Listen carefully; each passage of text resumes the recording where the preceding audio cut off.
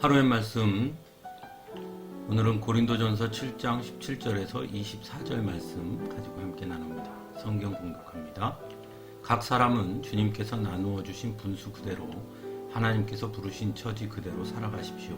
이것이 내가 모든 교회에서 명하는 지시입니다. 할례를 받은 몸으로 부르심을 받은 사람은 굳이 그 할례 받은 흔적을 지우려고 하지 마십시오. 할례를 받지 아니한 처지에서 부르심을 받은 사람은 굳이 할례를 받으려고 하지 마십시오. 할례를 받은 것이나 안 받은 것이나 그것은 문제가 아니고 하나님의 계명을 지키는 것이 중요합니다. 각 사람은 부르심을 받은 그때의 처지에 그대로 머물러 있으십시오. 노예일 때에 부르심을 받았습니까? 그런 것에 마음 쓰지 마십시오. 그러나 자유로운 몸이 될 수 있는 기회가 있으면 어떻게 해서든지 그것을 이용하십시오. 주님 안에서 노예로서 부르심을 받은 사람은 주님께 속한 자유인입니다. 그와 같이 자유인으로서 부르심을 받은 사람은 그리스도의 노예입니다. 여러분은 하나님께서 값을 치르고 사신 사람입니다. 그러므로 사람의 노예가 되지 마십시오. 형제 자매 여러분, 각각 부르심을 받은 그때의 처지에 그대로 있으면서 하나님과 함께 살아가십시오. 아멘. 고린도 교회는 고린도전서 1장에서 보는 것처럼 분열을 겪고 있었습니다. 각각 바울편, 아볼로편, 게바편, 그리스도편으로 나뉘어 서로 갈라져 있었다는 것이죠. 그런 분열은 몇 가지에 대한 서로의 관점의 차이로 인해 비롯되었다고 할 수 있습니다. 대표적인 것이 할례에 관한 문제입니다.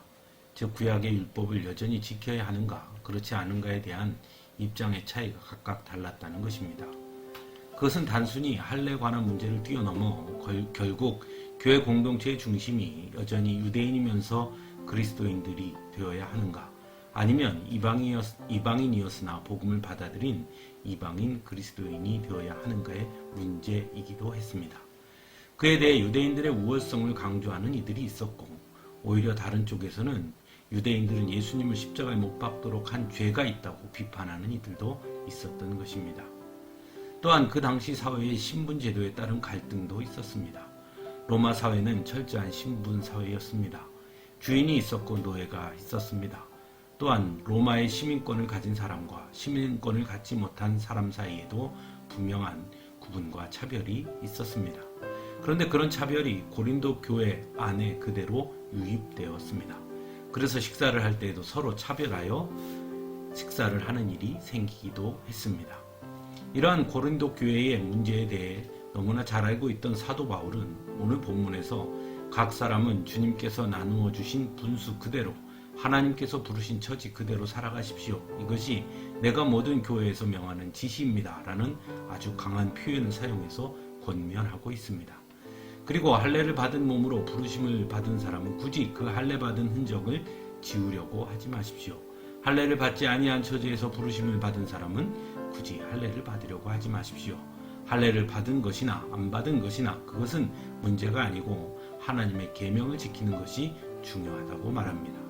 또한 노예일 때에 부르심을 받았다면 그런 것에 마음을 쓰지 마십시오. 주님 안에서 노예로서 부르심을 받은 사람은 주님께 속한 자유인입니다. 자유인으로서 부르심을 받은 사람은 그리스도의 노예입니다. 라고도 말하고 있습니다. 그러므로 사람의 노예가 되지 마십시오. 라고 권면하지요.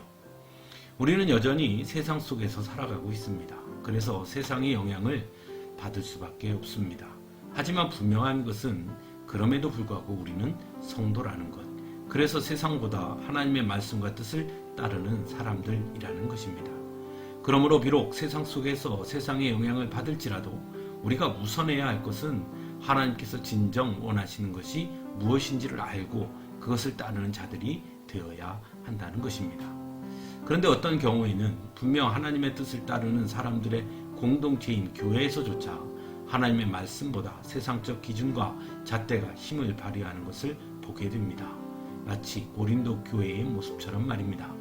하지만 그것은 건강한 교회 공동체라고 할 수 없는 것입니다.